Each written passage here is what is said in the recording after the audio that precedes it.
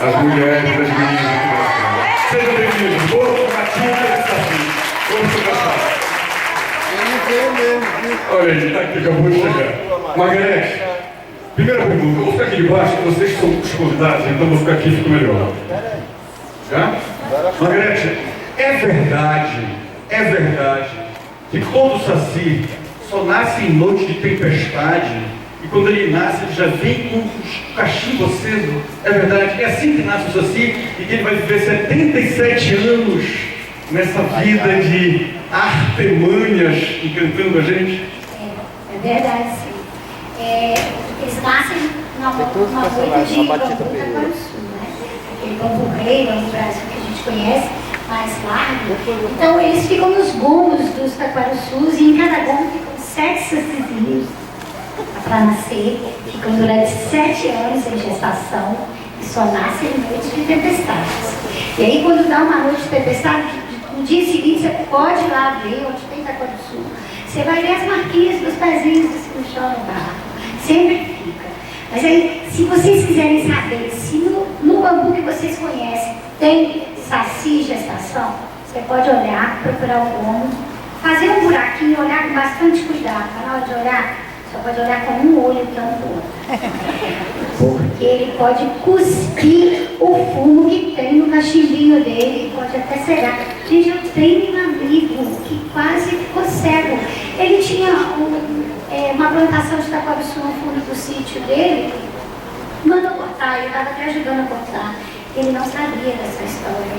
Quando ele chegou lá, tudo já no chão, tinha alguns fetos de saci, sabe? Bem pequenininho ainda, no início da gestação. E não é que ele olhou, na hora que ele separar, ele olhou, eles cuspiram o fumo nele. Ele fez tratamento por mais ou menos 1 ano, mas quase que ele fica cego, porque é muito poderoso. Isso é muito sério. Só olha com o olho, tá, gente? Senão ele pode cegar. É verdade. É verdade. Mas eu ouvi uma história uma vez do saci, assim como também, o nosso tema aqui é essa mitopoética, né? Essa cosmogonia dos nossos símbolos, dos nossos mitos que a gente entende como um processo da nossa própria identidade. E o saci, pelo que eu andei lendo, pesquisando, até no meu tempo de criança, as histórias de saci que eu ouvia, eu tinha medo do saci.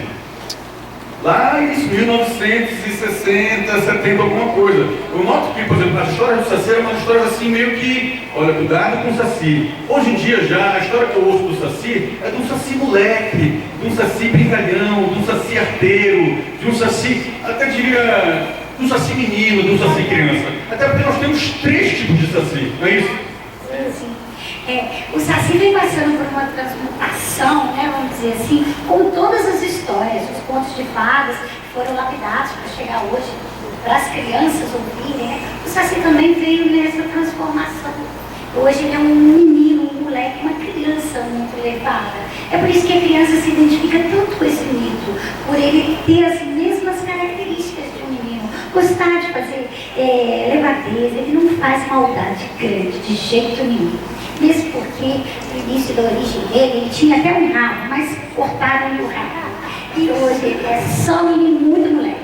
Então a gente tem pelo menos 3 tipos de saci que muita gente não sabe. O saci pererê, que todo mundo já conhece, o saci sassurá e o saci trique. Para começar, o saci pererê, o nome é de origem guarani. É o saci perereque, né? O saci seria olho mau, que hoje já não tem mais esse significado, e o perereca é de saltitante, uma perereca, saltitante como perereca. Ou esse saci, quando ele é o sassurá, uma das raças aí do saci, ele é mulatinho, um olho muito esbugalhado e adora dar risada. Sabe aquele dia que você acorda rindo de tudo, que sua mãe vai, menino, esse bobeiro tá rindo de tudo? É o saci sassurá que está por perto. E o saci trique é um menino branquinho, também com olhos esbugalhados, vermelhado. Gente, agora dá susto. Quando você está sozinho em casa, em algum lugar, e que você começa a ouvir uns barulhinhos, trique, trique, trique, é o saci trique. Você fica arrepiado de medo. E aí cobre com lençol a cabeça, né? Se esconde. Eles são muito danados nisso.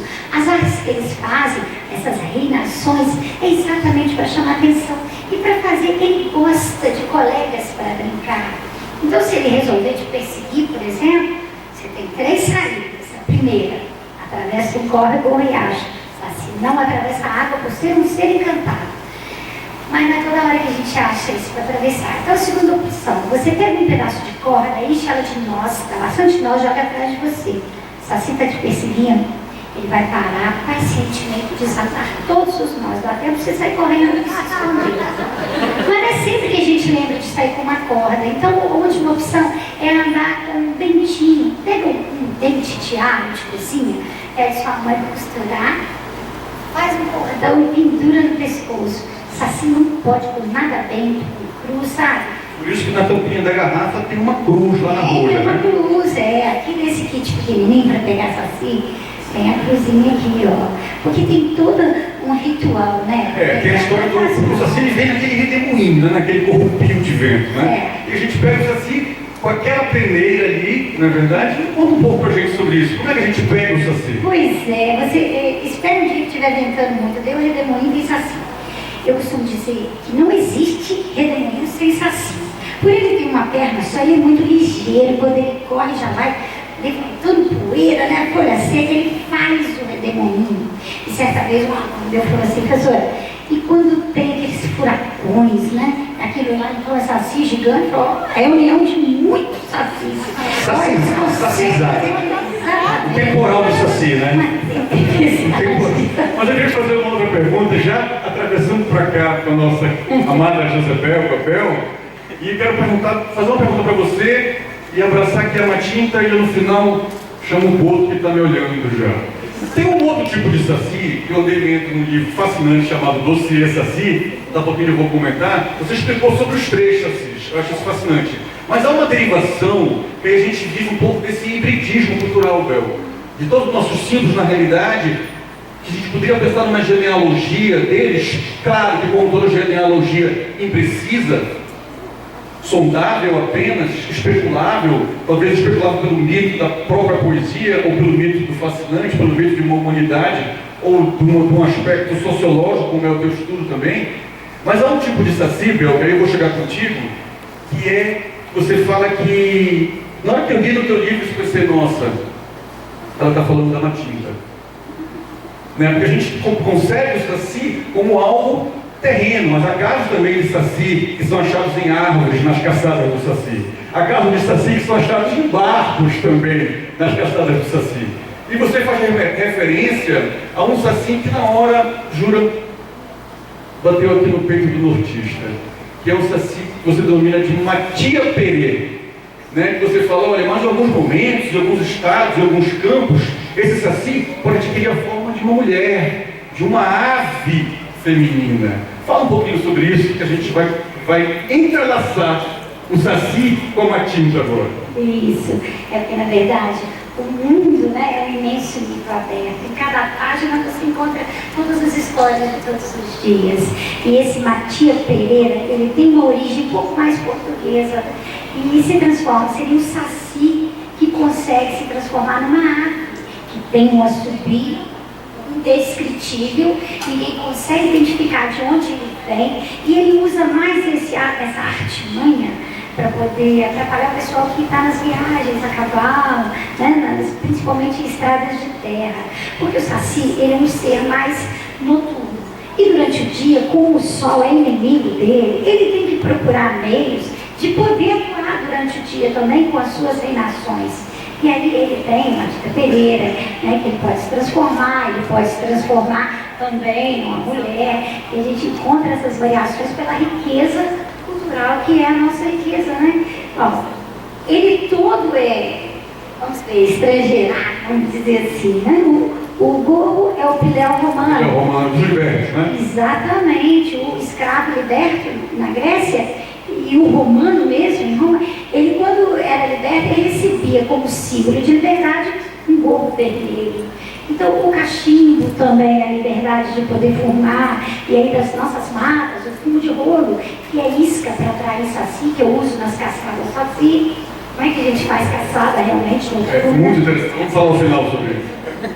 Então, sim, ele tem a variação da matinta, tenho certeza que nós vamos encontrar características ali no boto também, que ele também é sedutor, o Saci também é sedutor. E aí que eu vou então pegando esse tudo do Saci e vou chegar aqui na minha... Eu queria que uma matinta me comprasse, Bel, eu queria que uma matinta subiasse para mim. Eu queria que de coração, eu queria muito isso. Queria muito. Então, porque nesse momento, Bel, quando eu estava lendo sobre esse aspecto do teu livro, Margarete, a remissão que eu fiz clara e imediata foi essa. Esse Saci, Matia Perê, com essa terminologia Perê, né, de saltitante, do que pula, que você aponta como uma ave feminina, na hora que eu estava lendo o livro, não. Aqui esse Saci pra gente é esse nosso hibridismo cultural, simbólico. O que a Margarete está querendo dizer que sim, o Saci pode ser a matinta. E que sim, Bel, a matinta pode ser o curupira, como tu apontas na tua dissertação do mestrado. Pesquisando sobre essa genealogia, como eu perguntei para você, Margarete, em relação à matinta, o Saci, a gente sabe como nasce o Saci. Lá naquele bambuzal, naquela noite com tempestade, né? Os 7 sacizinhos juntos, grelados e grelando durante 7 anos nascendo. Mas a matinta, essa genealogia dela, eu acho que isso torna ela mais assim, atraente.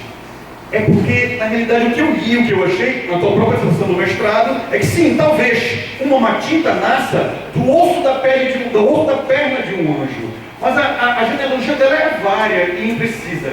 Quem é essa matinta, Bela? Eu acho que esse ser híbrido mesmo, que congrega elementos de outros mitos. Eu acho assim, que a nossa mítica, às vezes a gente diz assim,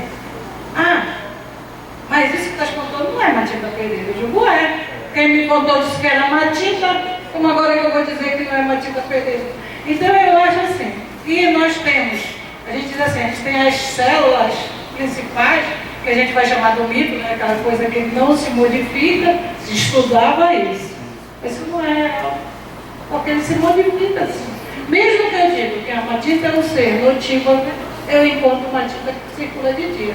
Mesmo que eu encontre, que eu diga, a matinta é um ser voador, pode ser um ser terreno. Mas às vezes ela não é nenhum dos dois, entendeu?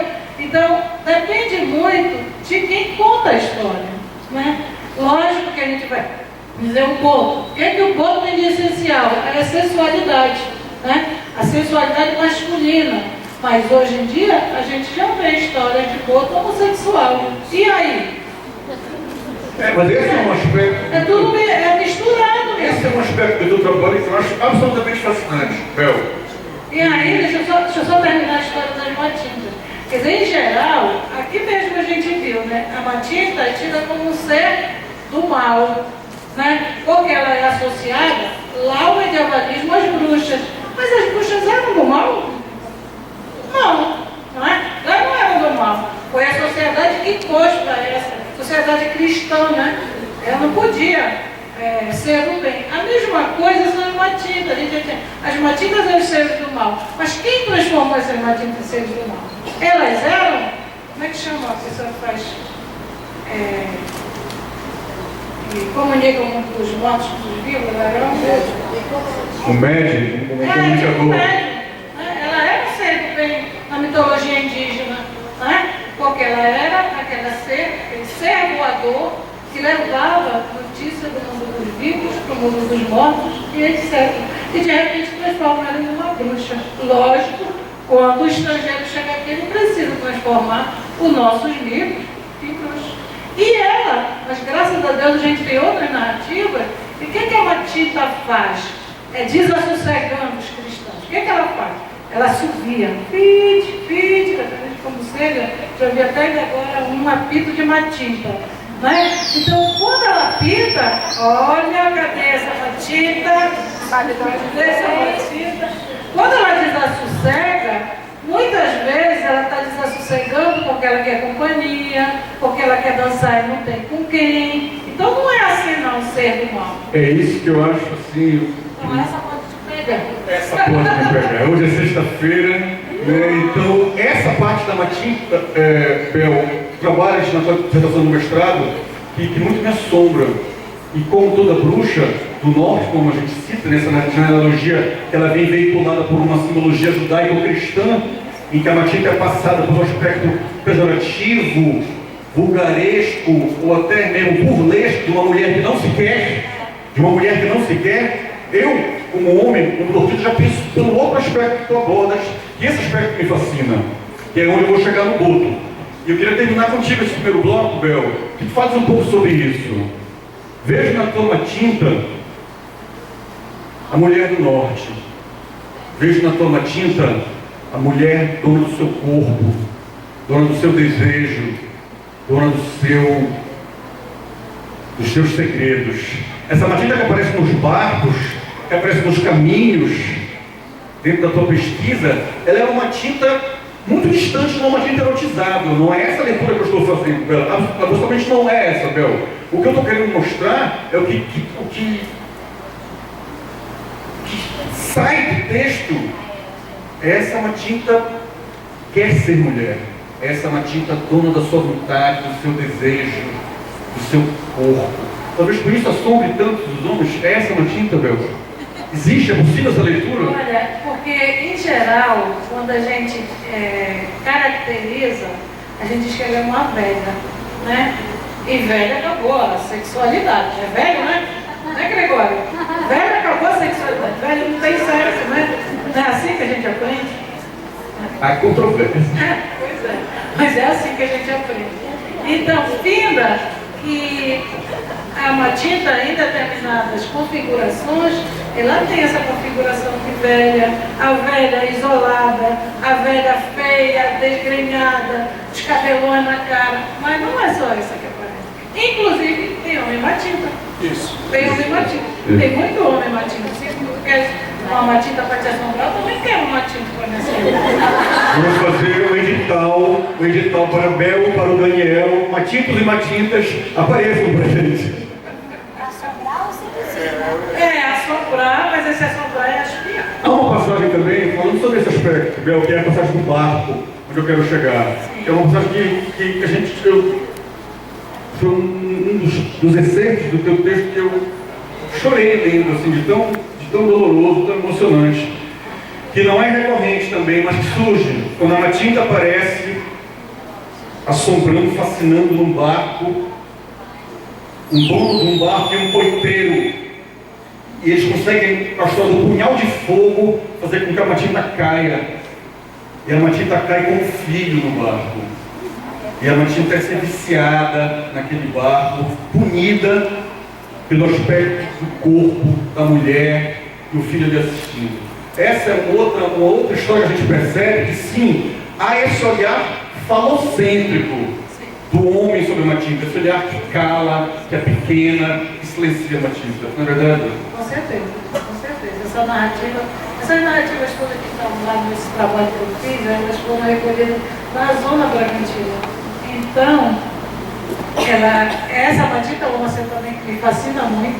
Tem uma matinta que me fascina que eu não estudei, porque não apareceu no corpus da pesquisa que eu estava fazendo, que é as matintas, as cabeças voadoras, né? Elas largam o corpo na rede e saem voando durante a noite. Quem estuda essas matintas é Betty Mindley, né? Mas ela não aparece, ela está muito na mitologia, porque ela está na mitologia indígena, né? Mas a Betty, ela recolhe, eu não sei qual é a nação, mas ela recolhe as matintas voadoras. Tanto que a gente agora, eu digo, gente, estou doida para ver se alguém que me conte uma história de matita voadora, porque só li no papel. Né? É Camairá, né? É Camairá. E é fantástico. Então, essas diferentes formas, que ora ela é humana, ora ela é voadora, e quando ela é voadora, ela assume diferentes pássaros, né? Não é só um pássaro, ela tem diferentes, não é só o morcego, ela tem diferentes formas, configurações do pássaro, e muitas vezes também a gente não sabe quem ela é, porque ela só se identifica pelo assovio, né? A gente não sabe muito bem, a gente intui, se a gente estiver perto, se o assovio vem de baixo, vem de cima, se ela é voadora, se ela é humana, mas ninguém sabe naquela Obrigado. Falando sobre a matinta, nós chegamos nele. do Boto. Aqui peço uma salva de palmas. Diferente de falar, de compartilhar com a gente esses saberes, esses sabores, ele vem falar da própria história dele aqui como filho do Boto, lá do Cajari. Juraci, quem é o Boto? Eu venho do mundo que tu não conheces. Do onde? Do quando? Do nunca talvez. Eu venho de um rio perdido entre os sonhos, um rio inconstante que corre em silêncio entre o ser e o não ser. Eu venho de um tempo que os homens não medem. Nenhum calendário resiste aos meus dias. Sou filho das ondas que gemem na praia. Sou feito de sombra, de luz, de luar. E trago meu rosto um antigo mistério. E guardo em meus olhos fondura de rio. Cuidado, cabocla. Cuidado comigo, que eu sou sempre tudo o que anseias que eu seja. Teus ais, teus segredos, tua febre, teu frio. Senhor, tirou a sentidos de insônia, a fome de sexo queimar tuas entranhas, a sede de beijo teu corpo queimar, terminar de secar. Em ânsia teu corpo, meu corpo existir, contigo estarei na rede do encanto, cativo nas malhas da teve amor. E quando os teus olhos pitarem os meus olhos, e quando meus lábios, teus lábios tocarem, e quando meus braços laçarem teu corpo, e quando meu ser em teu ser penetrar, só então saberás quem sou e a que vim. E assim que a semente do amor do desejo vingar no teu ventre, gerando teu ser, não mais estarei contigo. Somente a minha lembrança permanecerá, boiando nas águas revoltas, barrenta da tua memória cansada, febril. Foi sonho, foi fato. Ninguém saberá!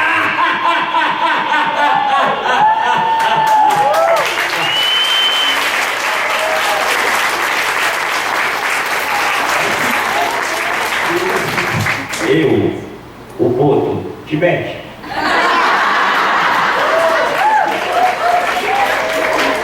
Jura sim, querido. Jura. Me conta lá do Cajari, como é que foi o Juraci menino, esse primeiro contato com o Boto?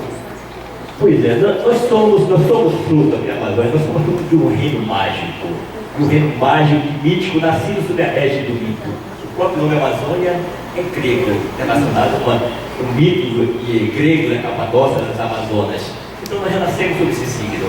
E como a Grécia antiga e clássica, a Amazônia também é assim. As nossas fronteiras não são paralelas, são entrelaçadas.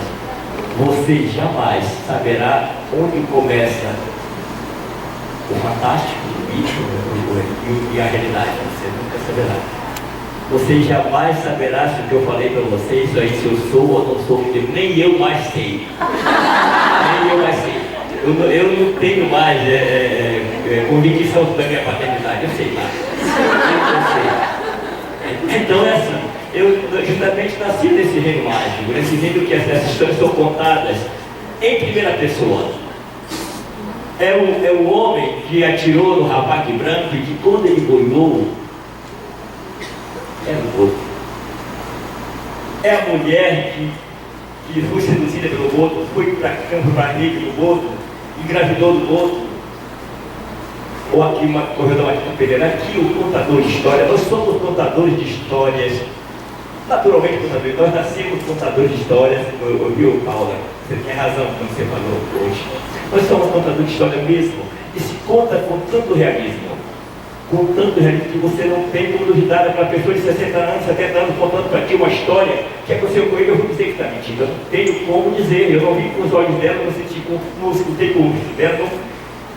Não dá para você dizer que não. Não é isso mesmo, Andréia Cosme? Andréia Cosme morre de pavor numa história de um barqueiro da Ilha Grande, que não levava para Estados Unidos aí, sobre Cobra Grande. Ele contou uma história de Cobra Grande que ele não tem o resto da menor dúvida que a Cobra Grande existe mesmo e que ele viu.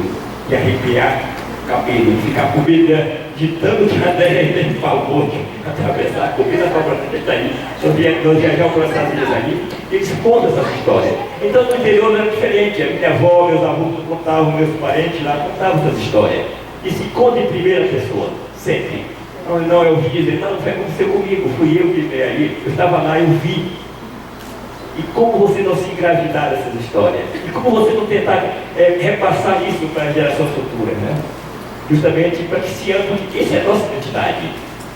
Isso. Essa é a nossa identidade cultural. Isso é um processo identitário. Isso eu queria falar disso um pouquinho. Eu vi uma história de uma professora da Universidade Federal de Rondônia, ela contou pra gente num seminário de análise do discurso aqui na Federal, a professora Vânia. Ela contando pra gente que lá ela conheceu nessa recolha de histórias, ela visitou um sítio de uma senhora, Dona Joana, que morava com um neto só. E esse neto, a mãe morreu do parto. E por várias razões que a gente imagina quais são as possíveis, na assistência de nascimento do menino era paternidade não sabida. E o menino cresceu ouvindo que ele era filho do Boto. Então, o sítio dela dava para um braço de rio, onde é muito comum em Rondônia, em Manaus, é muito comum também aqui no Pará. Algumas vezes, no final da tarde, o Boto está acostumado já naquela comidinha do próprio sitiante, do próprio dono do sítio. E ela vinha, e o Boto vinha para comer, e o menino dava comida. Isso que é a parte mais bonita, como quem se estivesse alimentando o próprio pai. Já que a mãe tinha morrido durante o parto. Isso é muito bonito, muito pelo final que essa história terminou.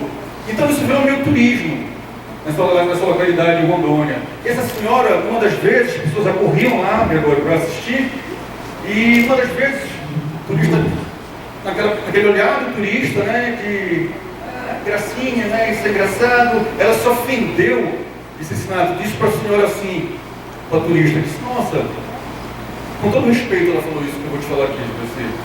Quer dizer que meu neto, de 12 anos de idade, não pode acreditar que ele é filho do Boto. Ele não pode ser filho do Boto. E nós aqui cremos que todos nós somos filhos daquele que está na cruz lá em casa. Bem interessante o olhar que ela deu para a senhora. E a professora relatando isso para a gente, muito me emociona, porque isso faz parte do mito. E o mito não cabe eu discutir se é verdade, ou se fosse a ficção é uma verdade inventada. Com certeza. Isso que eu acho bem bacana. Isso que pouco confunde com a tua história, José. Pois é, tem uma passagem do Zen budismo que eu gosto de relatar.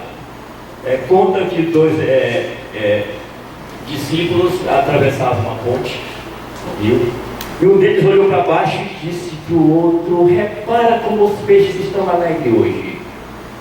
O outro disse, como podes tu, não sendo peixe, saber que os peixes estão alegres hoje? E o outro respondeu, e como podes tu, não sendo eu, saber que eu não sei que os peixes estão alegres hoje? Mas é isso, como é que eu vou duvidar daquilo que a pessoa está dizendo que viu uma tinta, que viu outra? Eu não tenho como dizer, não tenho elemento, então é isso que a pessoa acredita mesmo, então é isso. Que uma vez eu me questionaram, como é que tu não acha que é incoerente que você professor de filosofia afirmar essas coisas? Porque, gente, eu sei que a filosofia nasceu para combater o mito, mas não acabou com o mito através da sociedade, não tem como. E eu digo, olha, gente, uma coisa é crença, outra é conhecimento. Não se mistura crença e conhecimento, não se mistura nunca.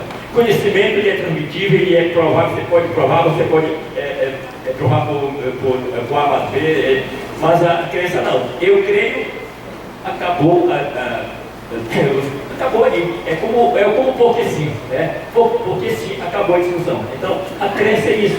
Eu acredito, pronto, acabou. Tem uma fala, José, é muito interessante isso. Tem uma fala, aqui mesmo, no primeiro encontro do Daniel Mundruku, quando ele falava sobre isso. Nós estamos no encontro de contadores de história. E o Daniel Mundruku relatou uma história do bisavô dele, quando contava a história para os meninos, que aí um dia disseram para ele, mas isso é história, isso não é verdade. E ele, muito tempo depois, compreendeu o que era essa verdade. E ele escreveu sobre isso numa crônica, dizendo assim, não, peraí, se isso é mentira, essa mentira também é uma verdade. Ou essa verdade é uma mentira. Porque todas as vezes que eu via o meu bisavô contar a história, todo mundo se emocionava. Ou a gente ficava com medo, ou a gente ficava engolido, ou a gente ficava arrepiado, ou a gente chorava. Como eu vou dizer por uma mentira ou por uma verdade, que quando eu não chorei, ou quando eu chorei, ou quando eu tive medo, ou quando eu me emocionei, todas as vezes que isso aconteceu, isso não foi história, isso foi verdade. Eu acho isso muito bonito, esse olhar do Daniel Produtor. E eu queria agora abrir para vocês três, para a gente falar um pouquinho, eu vou voltar de maneira específica para cada um, mas eu queria só para pegar o finalzinho do Boto, Juraci, Bel e Margarete. Porque nós estamos falando aqui, e eu trabalho um pouco com isso, trabalho com análise de gênero, eu procuro compreender a mulher nordestina como performance, né? Não como etiqueta de gênero. Mas aqui nós estamos falando sobre contação de histórias. E essas mulheres que aparecem, tanto no Saci quanto no Boto e na Matinta, eu vejo também, Juraci, inclusive nas pinturas que eu venho vendo ultimamente, já escrevi um artigo sobre isso, vendo sobre o Boto, eu já noto que o Boto não aparece mais como esse personagem que só seduz. Já vejo também o Boto também sendo seduzido. Ou seja, a mulher assume ali, da história narrada, da história contada, o papel de mulher. O papel de vou me livrar dos meus interditos, né? Vou me livrar de uma noção de que eu não posso administrar o meu corpo enquanto sexo, enquanto vontade, enquanto verdade. Vocês concordam um pouco com isso, Bel, Juraci, Margarete? Olha, sim, inclusive, ultimamente, eu fiz como professor, um trabalho contando aos alunos, né, sobre a questão do mito, que eles tentavam perceber que era verdade, porque eles escreveram coisas que para eles é verdade, contaram preconceito para pessoas. E apareceram umas histórias interessantíssimas onde o personagem é a Boto, é a mulher, né? É a mulher. E tem uma coisa, gente, tratando de mulher, para você ver como aqui na nossa região está misturado a realidade e o mito. Tem uma história real acontecida em Porto de Mós. Foi contada pelo Valcir Monteiro, que não está aqui hoje, né? Ele disse que poderia estar também. E, tudo bem, então essa história foi testemunhada por uma amiga nossa, da Ana Cláudia, a revisora, ela estava em Porto de Mós, ela fotografou, inclusive, o fato.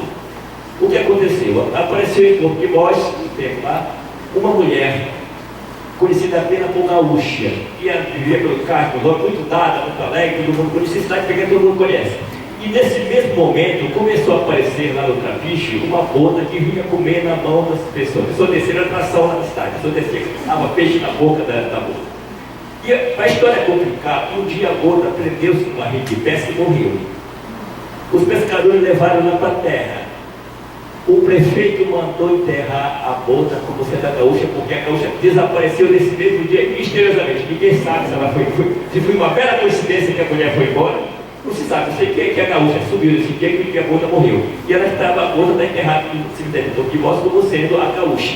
Então vocês veem como é que está essa coisa tão misturada. A autoridade máxima do município pode enterrar uma bota como sendo uma mulher. E essa aí dá um nó na cabeça da gente, eu não sei, que coincidência, eu não sei. Então, você encontra essas mulheres aí, né, que eu contei uma das minhas alunas que escreveu a história, uma história interessante. A bolsa estava quase matando um dos trabalhadores de Palmito, porque ele ficava para trabalhar na cozinha do Taquiri, com os outros iam tirar Palmito, e chegava uma mulher lá, o homem já tinha nem força mais, né? Até um dia eles resolveram, algum deles se comer e foram ver quando ela chegava na canoazinha, né? Aí atiraram na bolsa, na mulher, ela caiu quando boiou, era uma bolsa. Então, para você ver, era ela que vinha seduzir o cozinheiro, né? Que já estava levando quase a morte, né? Isso que eu acho fascinante, né? A precisa imprecisão do mito. Como ele é válido, como ele se reinventa, como ele adentra a contemporaneidade, como ele se veste de novos símbolos, de novos personagens, né? Verdade? Quer falar? Por exemplo, o Saci, ele é homem ou é mulher?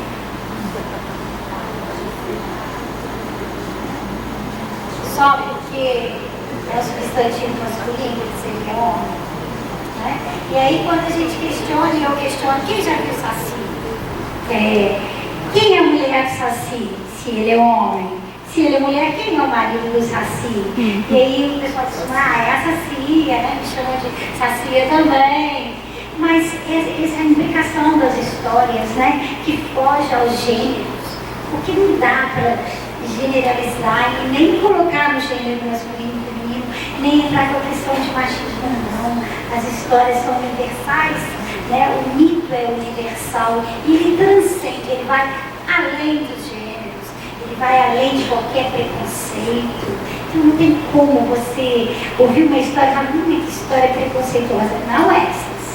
Não essas que fizeram a história do nosso Brasil, né? As lendas que compõem essa história e que hoje a gente continua criando lendas urbanas, nós continuamos criando lendas, e as lendas de um país eminentemente rural, elas estão aí povoando o nosso imaginário, fora qualquer questão. Então o Saci, quando ele é uma Matilda Pereira, né, ele é feminino, ele tem esse poder de se transformar, como o outro tem, né, como a Matilda tem. Eu acho que isso é importante, vai além de qualquer questionamento de gênero, de questão de gênero. Pois é, aí eu estou me lembrando de duas coisas como tu falas, na mentira e na verdade. Quando eu estava à mesa aqui dos contadores, eu já estava aqui coçando. Gente, dizendo, não chama de mentira, de farsa, mas isso não é assim. Isso não é assim, não é? Porque se a gente trabalha com mito, essa realidade é uma realidade dada, né? Se você vai fazer uma pesquisa, isso me aconteceu, eu tive que aprender na prática também. Uma vez cheguei em Breves para ouvir narrativas, só que eu fui com a palavra história. Tem história. Eles diziam, não. Eu peguei 2 vezes a mesma frase, eu fiz e eles disseram não. Tem alguma coisa errada aqui, né? Só pode ser comigo. E aí eu comecei a perceber que eu estava usando a palavra errada. Porque história para eles é ficção. E o que eles iam me contar não era ficção, era caso que eles viveram. Então, como é que eu posso chamar aquilo de ficção, de mentira? Não existe isso nesse repertório mítico, é verdade.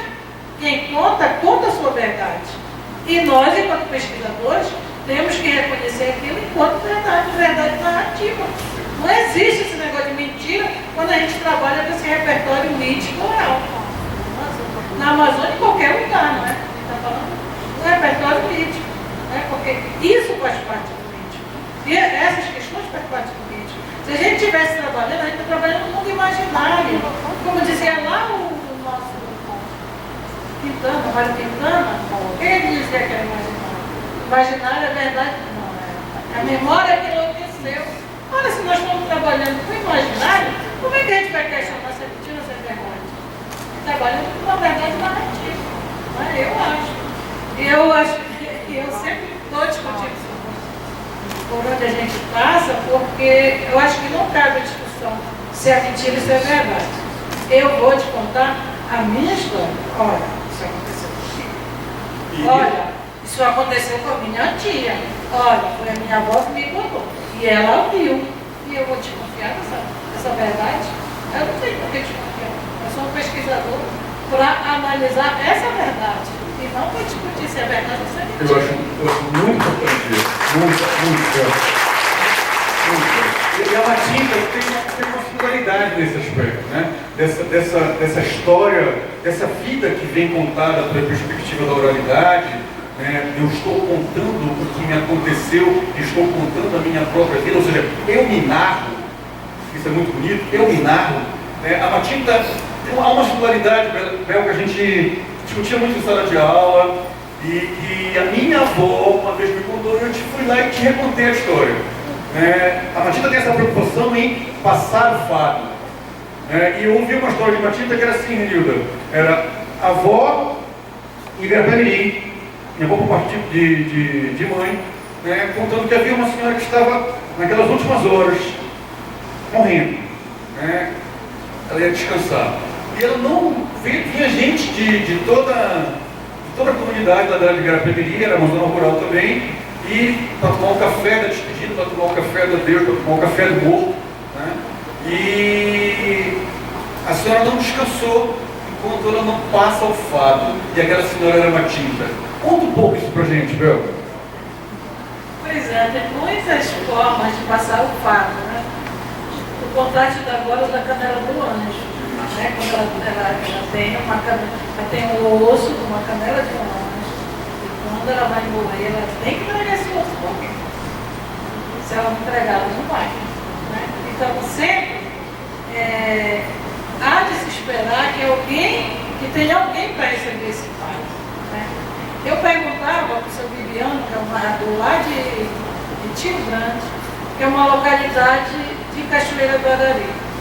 Seu Bibiano, por que está acabando os nossos filhos? Eu estou ouvindo pouca história, estou ouvindo as matérias, professor, porque as entidades estão morrendo e ninguém mais quer pegar os fados.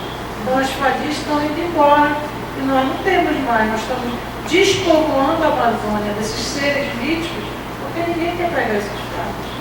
E a gente pensa que a gente sabe alguma coisa quando a gente vai ouvir esse povo, né? A gente não sabe nada.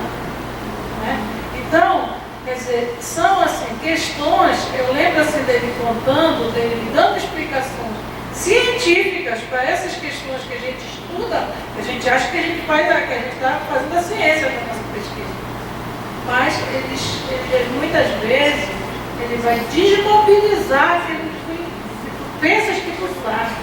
Ele uma vez me contou uma história, posso contar mais uma história que ele uma vez me contou, eu conto sempre para os meus alunos para ver como é claro na cabeça deles o processo de construção do mito.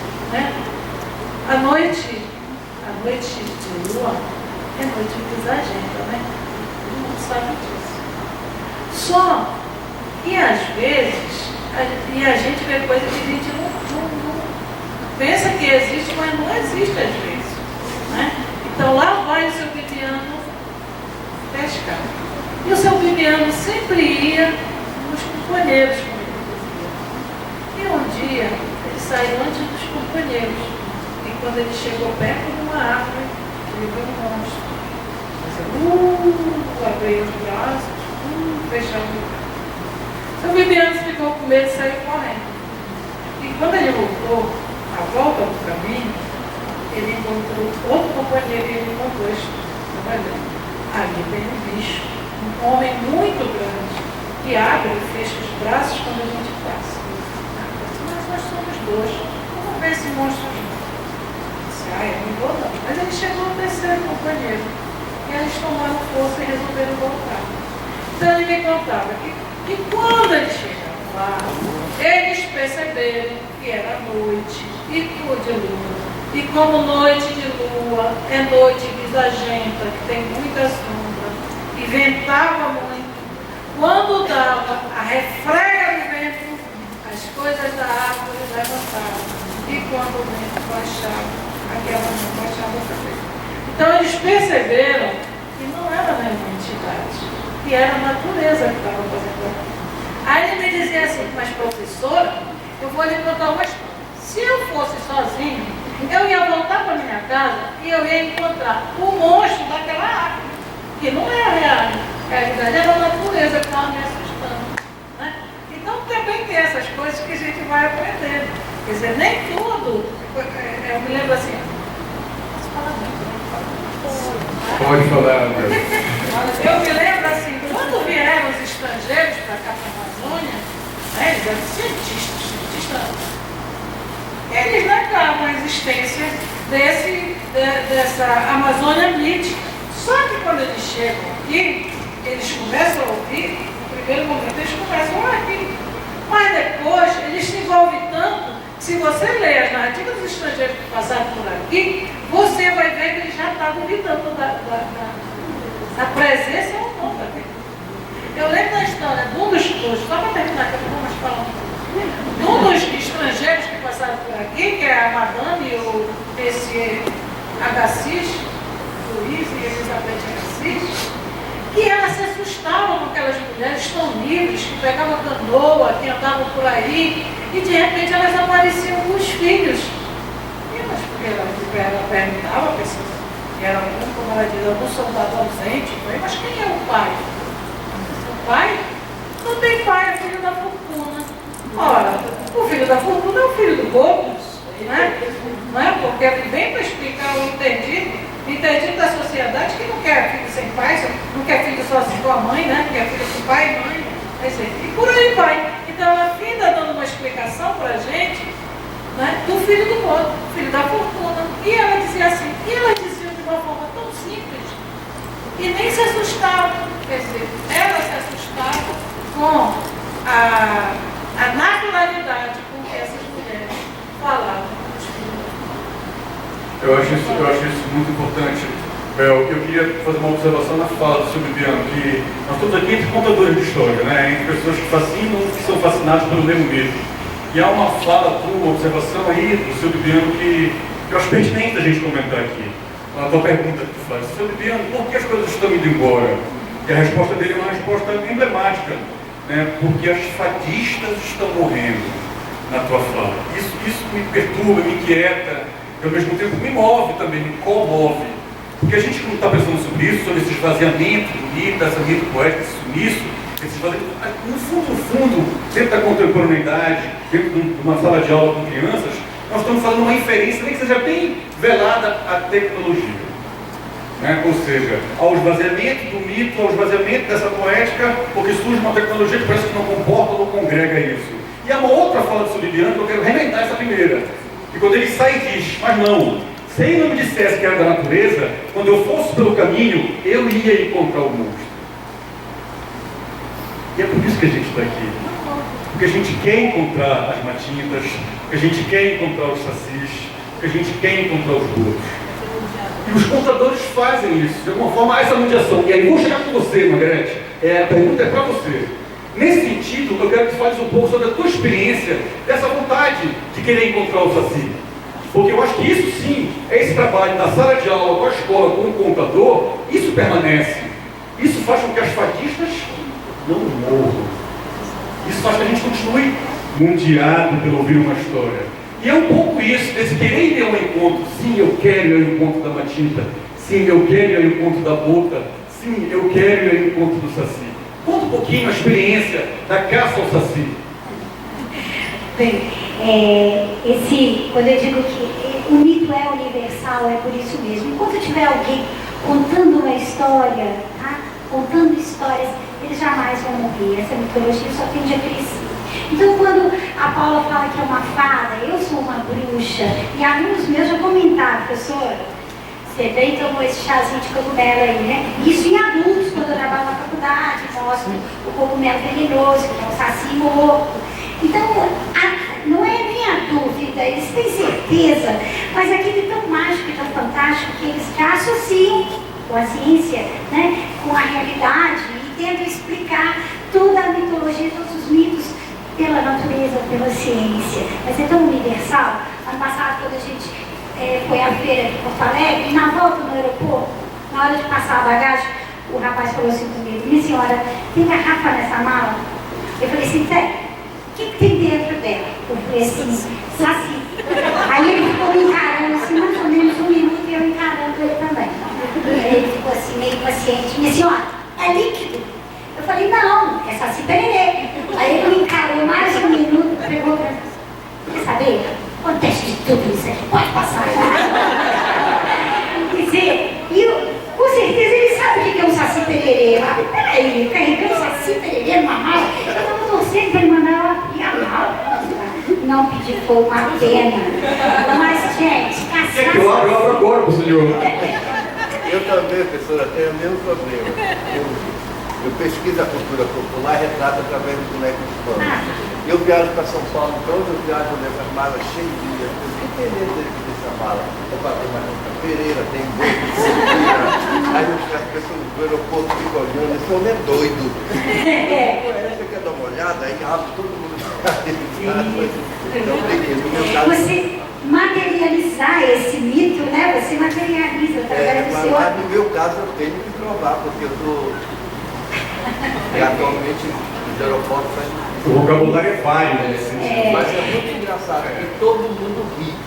É verdade. Quando eu falo tem outro, Matinta Pereira, Curupira, as pessoas, as atendentes, todo mundo dá risada, as pessoas dão volta também.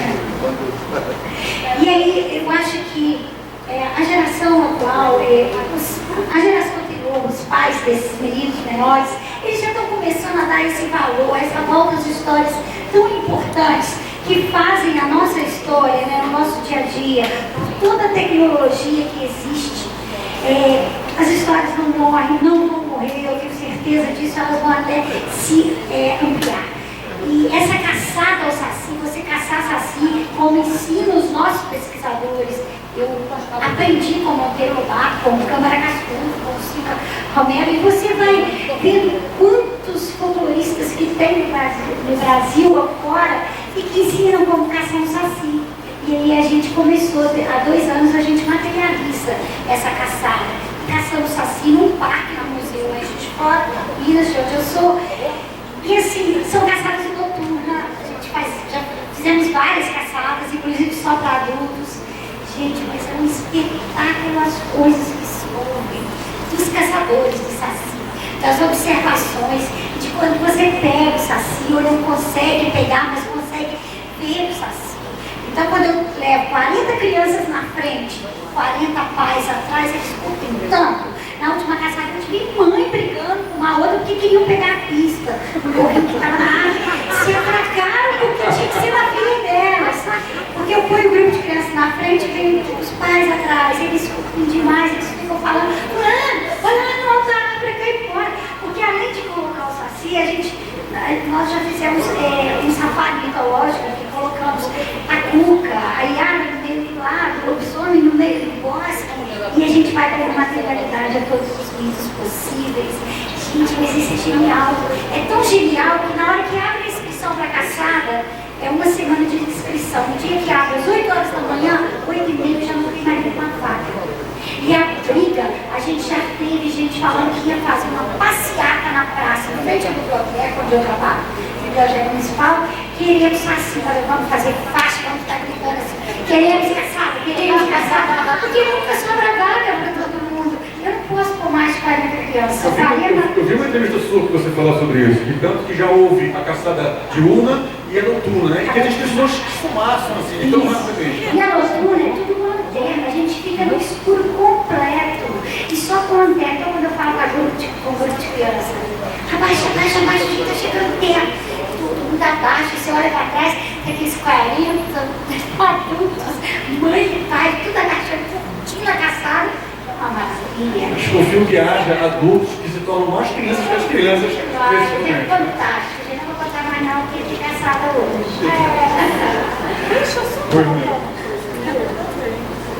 Eu tenho que falar. Sacióloga, na realidade. Especialista em saci. Sou socióloga, assim, muita honra, né? Então, já escrevi o dossiê Saci e tem muitas histórias, inclusive para adultos, só sobre Saci. Bom, uns 25 anos atrás, agora me aposentei do Estado, mas sempre dei aula para crianças. E em todo abril, na Semana do Livro Infantil, 18 de abril, em homenagem ao Monteiro Lobato, levávamos na educação todas as crianças para o Salão Nobre e eu ia contar a história do Saci. E uma colega minha que trabalhava na sala do lado, segunda série, a gente combinava. Eu não tinha todo o aparato que eu tenho hoje, isso cresceu muito. Então a gente começou com uma peneira, e não era peneira de taquara, era uma peneira de pedreiro que tinha lá, de ferro. Gente, ela soltava pedaços, assim, estava ruim. A gente pegava aquela peneira na hora de contar lá na frente, assim, fechava todo o Salão Nobre, fechava as persianas, ficava tudo assim, no breu, as crianças já ficavam com aqueles olhinhos arregalados. E pensa assim, tá entrando no redemoinho, pega. Quando eu jogava a peneira, essa minha colega me ajudava, ela deitava em cima da peneira, prendia com força. Segura que o Saci vai escapar. Gente, ela saía cortada, eu saía cortada, porque estava sobrando os ferrinhos, a gente saía machucado. E aí eu me lembro que a garrafa, a gente pegava a garrafa PET mesmo, mas tirava para o Saci, tinha que reciclar, não dava nem tempo de pegar. E isso cresceu tanto, gente, tanto, e ficou na memória de todas as crianças, assim, coisas fantásticas. Tinha criança do prézinho, que ia até a 4ª série, perguntando, verdade, tá lá dentro mesmo? Deixa eu ver. Aí você perguntava assim, quem viu o Saci? A maioria levantava, eu. É muito bonito isso, porque isso cria uma memória afetiva que é eterna. Né? Você ama aquilo que você experienciou, que você viveu, que você ouviu. Esse pai que está participando dessa história, essa criança que um dia, porventura, seja pai ou mãe, esse vai ser o que vai dizer para a criança. nós vamos sair para ver o Saci hoje. Essa que é bonita, porque aqui é uma memória que ela é, além de ser afetiva, ela é uma memória identitária, é uma memória da minha vida, uma memória de uma outra vida que existe, na minha própria história de vida, que existe na tua e na do Juraci. Fala um pouco sobre isso, Jura, porque eu te acompanho desde Santarém, nossas viagens que tu fazes, e o Juraci tem uma coisa que eu acho muito interessante. Eu vi um pouco em Cuba isso também, encontro de contadores, que na realidade havia, assim, um encontro que eu fiquei muito feliz, porque era um auditório, umas 400 pessoas, Bel, e eu não esperava encontrar ainda crianças no auditório, e encontrei, a grande maioria eram adultos, ouvindo o contador de história. E eu vejo isso muito contigo, Júlio, assim, nessas nossas aventuras que a gente faz aí, eu vejo que tu, num dias, não só criança, mas como adulto. Como é essa relação do Boto com a criança? Essa questão. E o legal é isso que você vê, que você passa para as crianças. Meu filho, quando eu tinha pequeno, agora homem, e tinha 8, 7, 8 anos, tinha para o Boston de Alves, e gostava de caçar jaguatirica. E ele era um rastreador de jaguatirica. Ele entrava naquele mato, ele encontrava o pegado de jaguatirica, eu atrás dele, tá aqui, mas olha, eu vou bem aqui. E eu senti em primeira sentando com ele agora no aniversário da Ingrid, que é a grande responsável por eu me tornar um contador de história.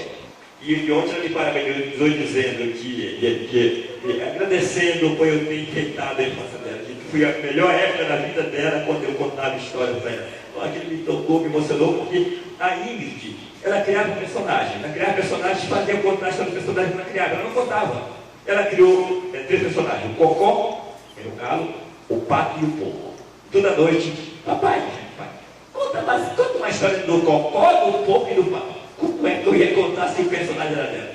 Te vira nos livros, aí eu inventava, olha, não sabia onde inventar. Eu coloquei esses 13 naves espaciais, eu coloquei perto da floresta, perto do supermercado, cada noite eu contava uma história, inventava uma história, não sabia. Conta mais uma história do Cocó, do pato e do porco. Lá vai eu contar a história, sabe? E aí me fazia essa coisa, né? De fazer eu contar histórias para ela, né? E tanto que o Pacatucu tinha dado o livro premiado, pelo sabe, hoje está em muitas escolas, inclusive no município de Naindeua. Eu comecei a escrever lá no CIEP, de trabalho, no Sistema de Bibliotecas Escolares, né? Tem umas colegas lá que estão acompanhando com a gente. Olha aqui, uma de verde aqui. Pois bem, e lá eu vi um livro de poemas para crianças sobre animais. Manuel de Barro, Tiago de Mello, Carlos Monte Andrade, não sei qual era o outro, não sei quatro autores. E eu vi que o Tiago de Mello trabalhava mais os nossos animais, mas os outros geralmente é o que você encontra em histórias infantis, que trabalham muito mais animais da fauna africana. É o leão, a girafa, a zebra, o próprio Vinícius de Moraes do Acre Noé. Sempre parecia mais animais da fauna africana do que da brasileira, da americana. E isso me inquieta. E aí eu peguei e comecei a fazer uns poemas sobre nossos animais. O cura, saracura, ipati, e escrevi na gente, cheguei em casa, estava digitando lá no computador. Aí Ingrid vem, a menor, veio por trás de mim e olhou assim: pai, eu gostei disso, imprime para mim. Poxa, avô. Aí havia o concurso da Secult. Aí eu digo, por que não se inscrever, fazer mais poemas para mais escrever? Só que aí eu fui ver que eu tinha encerrado a inscrição, e eu fiquei frustrado. Quando a coisa tem que acontecer, na semana seguinte eu vi jornal prorrogaram por mais 15 dias de inscrição. E o que eu agora? Fui lá e escrevi o Pactatu, unanimidade. Ganhei o edital da Secult, o Pactatu foi lançou. É o animal, o dia que estava vocês encontram aqui na Tempa, a edição da Tempa e tem a edição da Secult. Então essa coisa, aí Ingrid, com essas coisas de criança, de missionar aí, termina ajudando, transformando mais, buscando nesse sentido da coisa. Né? E isso é bacana, um pouquinho na hora que eu pedi com a Renilda, porque somos todos Xerezades, né, Renilda? Contamos histórias para permanecer pessoas, para permanecer memória, para permanecer vivos. E eu queria, gente, falar de encerrar as inscrições, né? Encerrar sempre um verbo triste. A Tatiana já veio 2 vezes comigo aqui, Daniel, pelo amor de Deus. Eu falei para a Tatiana, mas agora encerra agora. Então, a gente vai ter que terminar, mas eu vou abrir para 2 perguntas pelo menos, tá, Tatiana? Eu queria que uma mulher e um homem, se alguém quiser perguntar, a gente tem tempo para 2 perguntas. Gente, quase boa tarde, né? Eu gostaria de fazer uma pergunta aos 3, porque eu acho que também é uma preocupação que vai acabar contemplando a maioria dos presentes. É o seguinte, eu gostaria de saber o interesse, né? Por que a Bel pela Matilda, você pelo Saci e o outro pelo Boto? Né? Por que esse interesse? De onde veio isso? Eu vou perguntar a pergunta, como eu sou o mediador, vou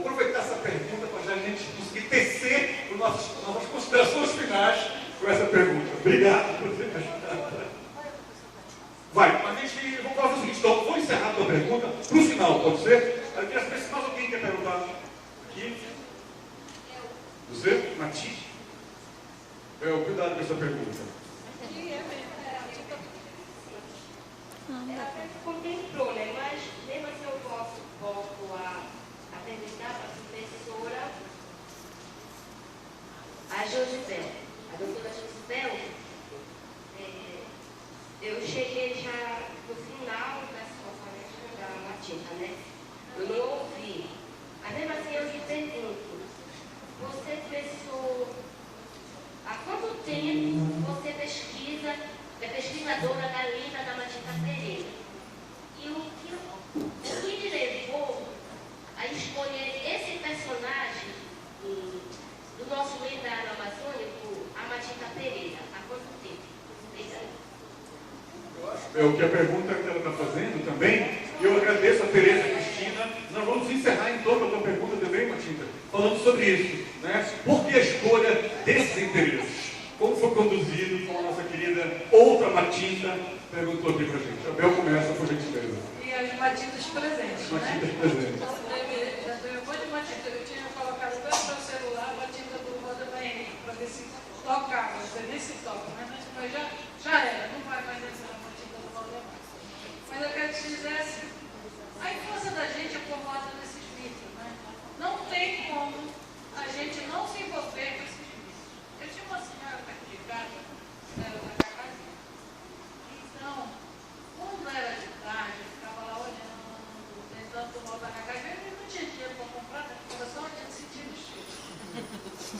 E achando que aquilo que tinha dentro do tacacá dela não era aqueles ingredientes. Eu enxergava lá, porque a fica mandando em casa, apaixonada pela mamãe. Também, né? Aí eu vi o caldeirão, eu vi as pernas de barata, de bicho. Quando era de noite, eu vi aquela senhora virar de Pereira. Eu juro por Deus que ela assediava e rodava. Quando eu fui escolher o tema da minha dissertação de mestrado, que eram muitos, a gente tinha problema, às vezes há problema porque a gente não tem tempo, era ao contrário, a gente tinha muito tempo para saber o que escolher.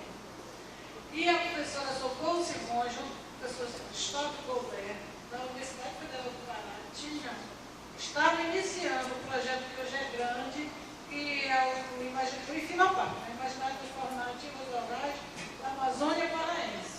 E aí eu peguei, nós achamos melhor largar de mão um pouco que a gente tinha pensado e trabalhar com aquele material que se formava.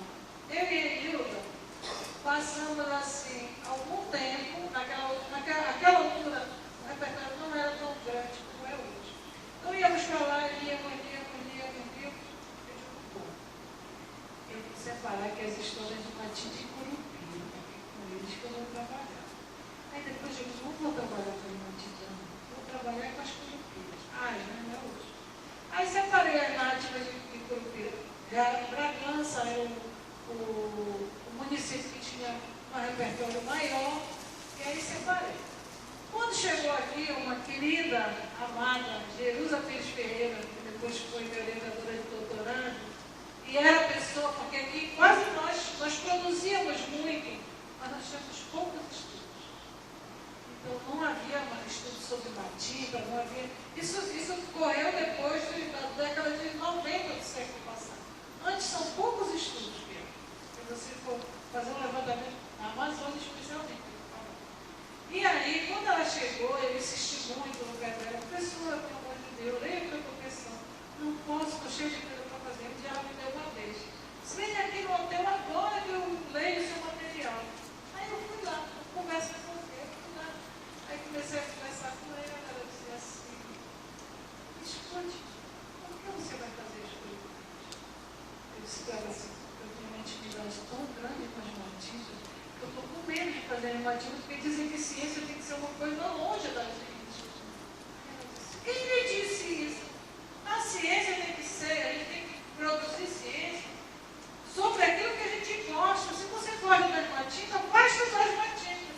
Então ela me deu essa força para estudar as Matildas. Aquela autora já tinha feito um código, já tinha feito separado o corpo do repertório de Matilda de Curupira,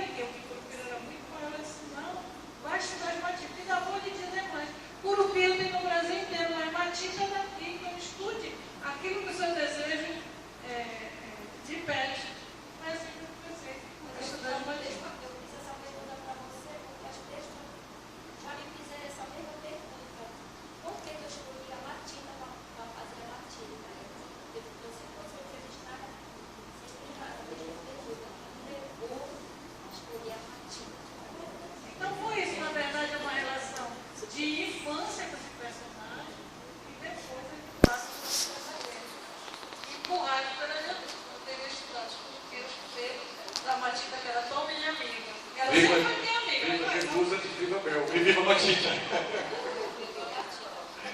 Bom, na verdade, eu não escolhi o Saci, eu me escolhi. Eu morava numa casa, na minha adolescência, e aí um dia, de tardinha já, eu ouvi bater na janela, de madeira, e quando eu abri, eu vi e vi muita fumaça e poeira misturada. Foi a primeira vez que eu vi o Saci, de pertinho. Então, na verdade, eu me escolhi. A partir daí eu comecei, sabe, a estudar, a ler, ia contar, ia votar. Hoje eu sou uma sacióloga.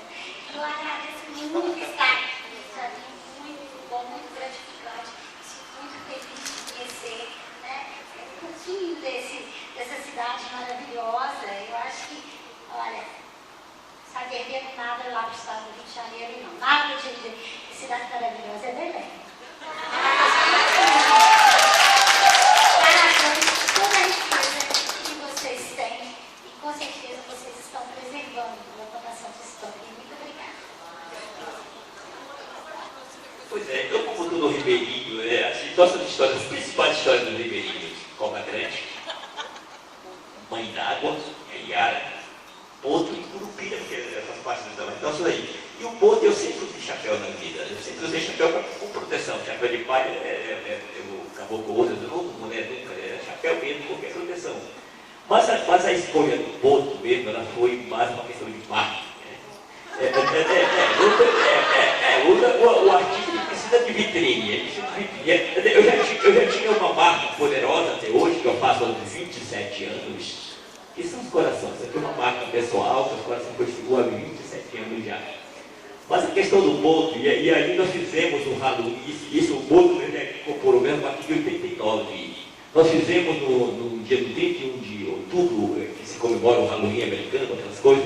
Nós resolvemos fazer um Halloween diferente. Na Casa da Linguagem, que na época o Max Martins era o diretor da casa, um grande poeta paraense. E nós fizemos então um encontro de bruxos lá. A Eliana Barriga está por aqui? Está lá fora. A Eliana Barriga foi de Matinta Pereira. A Roseli Souza, a bruxinha nossa que não está por aqui, ela foi de Iara e eu fui de Boto. E foi quando eu escrevi o poema que eu disse hoje na entrada, Eu, Boto. O Barreto tinha feito o filme Ele, o Boto. Ele, por que não eu? Ele, Boto, porque nós, eu, Boto. Né? Ele, não, eu, Boto. Então eu escrevi o Boto, que é um Boto psicológico. Eu acredito que está aí no imaginário, que as mulheres podem, de repente, realmente se sentir possuída pelo Boto, ser um Boto que está na cabeça dela. É que nem a gravidez psicológica que existe de fato. E assim também pode acontecer. Então eu escrevi esse poema bem psicológico, né? E o interessante é que esse poema eu escrevia, eu fiz o desenho de um homem saindo da água com chapéu de palha, muito parecido comigo, ficou uma lua por trás. E na época eu era açougueiro. Olha essa história. Aí eu preguei o poema lá na balança do açougue, porque chegou uma mocinha lá e olhou para a figura, olhou para mim e disse assim, é o senhor? Eu disse, sou. O senhor é Boto? Eu disse, sou. Eu disse, mas a menina que está acreditando mesmo. Aí eu fiquei com pena da menina, um cavalão enganando a menina. Aí eu disse, menina, estou brincando contigo, isso não existe. Ela existe sim, porque eu já vi. Olha aí. Aí ela me contou que dia vai ter turma, tinha outras irmãs, moravam na próxima do açougue, o pai morava embora daqui. E um dia o tal do rapaz de branco entrou no quarto delas, empurrou aquela porta que só encostada e entrou no quarto. Elas gritaram e saíram correndo. O seu Mulato, que é o pai delas, pegou a cartucheira da corrente, caiu na cadeia e saiu do trapiche correndo, e deu um tiro no trapiche, o rapaz pulou na água, né, caiu na água, mas não matou, né? Foi embora na frente de amor. Então a menina contando, mas eu tentei pegar assim, e ela que me deu a resposta que não existia porque ela tinha visto Boto. E então a tal coisa, então eu primeiro escolhi uma marca, né? Mas só que tu pregou tanto que já é uma segunda pele, sei lá, e hoje eu não sei mais, né? Hoje eu não sei mais. Dizem que mentira 1000 vezes dita, quem contou acredita, que hoje não acredito piamente nisso. Que estou então isso aí para mim é verdade absoluta. Aí, o Maurício Coblud, né, quando veio aqui do Guilherme Brasil, ele perguntou se a minha mãe havia pulado a cerca, eu não pulo a cerca porque eu não havia cerca, porque minha mãe também é Amazônia, né? Minha mãe também é assim, e o Boto também tem tudo uma questão também sociológica por trás do Boto, enfim, uma coisa assim. Então, eu não sei, eu acho que ele me escolheu. No primeiro, eu pensei que eu tinha escolhido ele como marca, né? Mas eu acho que foi vontade. Gente, olha, muito obrigado pela presença de vocês. Eu tiro o meu chapéu para vocês e não assim de joelho. Agora eu vou agora carioca. Então, gente, muito obrigado. Foi uma festa para nós, um encontro, uma festa. Obrigado, Júlio. É capaz, Juraci, que o Boto desculpa que às vezes é que é o Juraci. Uma coisinha, não é para finalizar, que isso não finaliza nunca, né? Mas a gente dá aula num programa de pós-graduação em educação. Então a gente tem uma certa dificuldade de trabalhar com esses repertórios poéticos, né? A gente sabe como é, né? O racionalismo. Não vamos discutir isso. Eu tenho uma aluna que fez um trabalho sobre as narrativas quilombolas do quilombo do Menino Jesus em Alacará. E ela escreveu uma coisa que eu queria ter escrito e que eu queria finalizar na minha fala, porque toda vez a gente precisa explicar por que a gente trabalha com poético, né? Toda vez a gente precisa estar reforçando. Não, isso aqui é educação, isso aqui é educação. E ela colocou num dos capítulos da dissertação dela, eu gostaria que fosse na minha, diz assim, que a voz que narra é a voz que é do comum. Então, eu acho que isso diz muito para a gente que está aqui. A voz que narra é a voz que é do comum. É da Socorro Batista.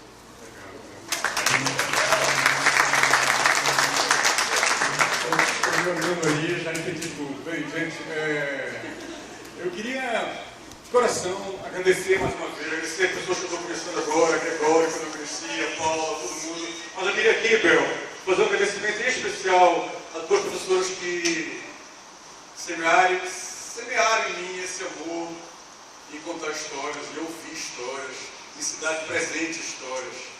E tu falaste uma coisa agora, Bel, que você acha, mas aqui é um ambiente acadêmico. Foram duas professores que semearam muito em mim isso. Sim, Daniel, pode contar histórias também.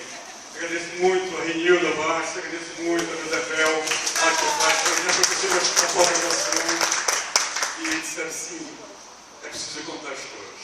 Então eu queria agradecer a todos que estão aqui, colegas queridos, aqui gente boa, daqui todo mundo que está rodeado, povoado, e saindo daqui com certeza mais próximo dos bozos, mais próximo das matintas, mais próximo dos tacis. Então eu acho que é isso que a gente veio fazer aqui hoje. Nós viemos aqui para irmos ao encontro. E hoje nós saímos daqui indo ao encontro dessa vida poética que nos constrói como pessoa. E falar sobre o Max Martins agora, né? E a gente falou sobre a hora de fechar a porta também, que não vamos encerrar. E eu vou encerrar minha fala agradecendo muito a organização. Foi um prazer estar aqui, mas vou terminar com um poema do Max Martins, que fala sobre isso, sobre quase a Deus, sobre fechar a porta. Que é um poema chamado Poema Sem Norte. O Juraci sabe que eu amo esse poema e diz muito quem nós somos. Max Martins, Poema Sem Norte. É sempre quando se fecha a porta que eu desejo voltar. E a saudade é este hoje que eu desprezo. A saudade este hoje. Caminho sem horizontes ao passado infalível. Nunca prosseguir, venho apenas plantando marcos, venho apenas ferindo troncos, ser como o mar que volta todas as manhãs na praia. Muito obrigado, gente. Boa tarde.